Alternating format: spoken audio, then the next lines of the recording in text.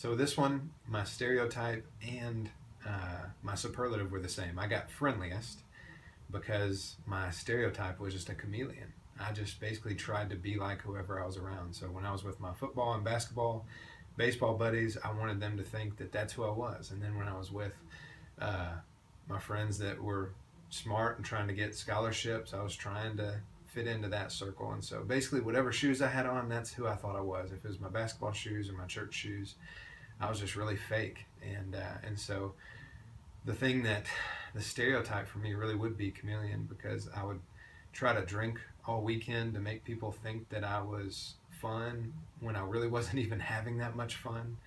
And then Sunday I would try to go to church and then lead the FCA at our school, even though I didn't know what I believed about God. And so real thankful that God sent some people along to ask me good questions and make me actually decide what I believed.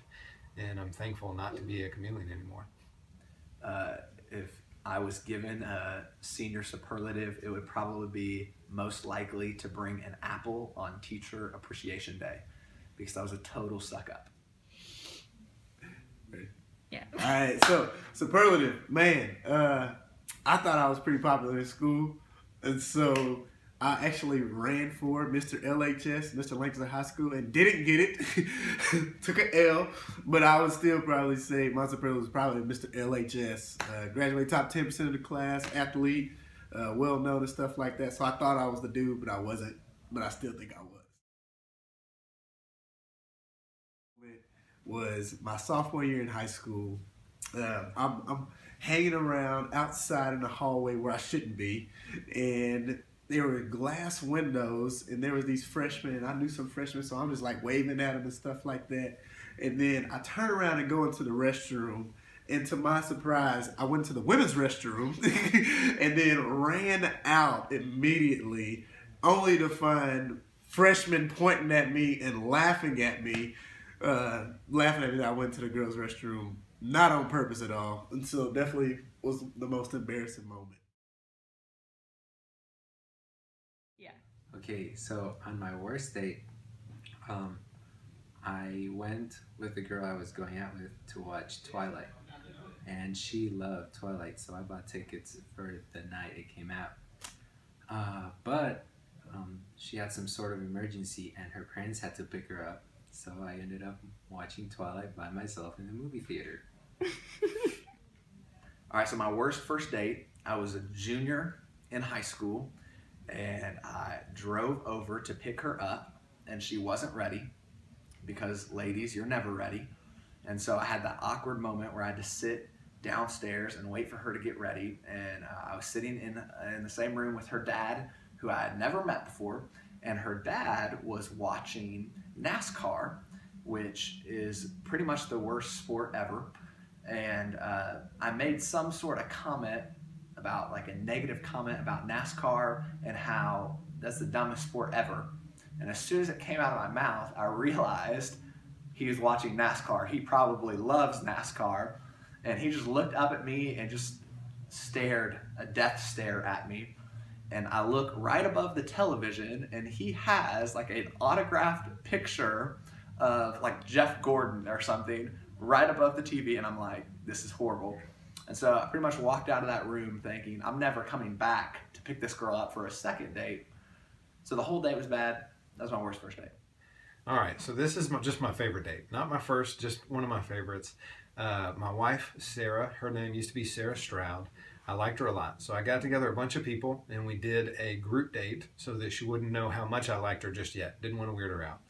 And we decided that we would, at the end of dinner at my house, this was in college, or after I was in college, it was incredible. So we had 8 of us over, we did dinner, and then we were going to have a dessert contest. And our plan was to take the desserts outside in the backyard and to have a impromptu food fight. But unfortunately, some people got a little bit excited, and 3 hours later, my kitchen was about 2 inches deep in ice cream and potato chips. And the weirdest thing was I got a text message from one of my roommates about 3 months later saying he found an ice cream cupcake in a drawer. So it was really gross, took us forever to clean up, but we had a blast. And if you look at my Facebook, you can find some pictures.